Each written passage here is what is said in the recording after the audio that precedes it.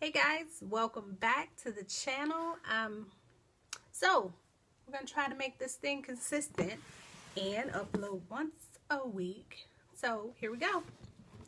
Let's unbox this bad boy.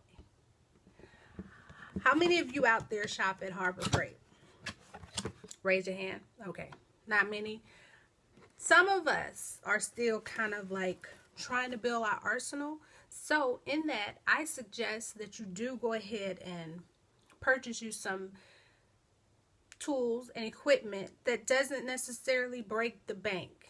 And you can still make great products all the time. So let's see what's in this box.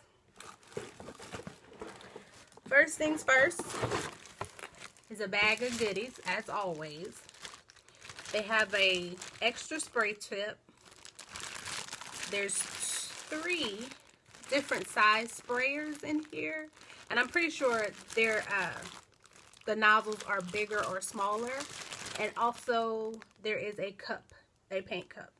And from what I see on videos on YouTube, this right here is to help you to see the viscosity of the paint that you're using so that you can choose the right tip for the sprayer. And whoa, guys, then you have the sprayer. It's the wrong way. You have the sprayer. It's pretty heavy, and of course it's corded. And like I've said in past videos, I am trying to get rid of corded things. But here's your sprayer. There's a little nozzle controller right here, the tip, and this is where you would screw on any attachments or anything like that. And here also there is a button that has the plus and minus. Let's see if you can see that.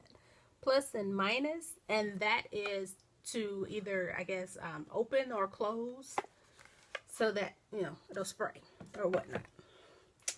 And instructions. You know, I don't think I had instructions in the other one. Yes, I did. Yes, I did. Never mind. Okay, and then you have the instructions. And of course, since YouTube is a plethora of information, I would say go on there before you use this sprayer.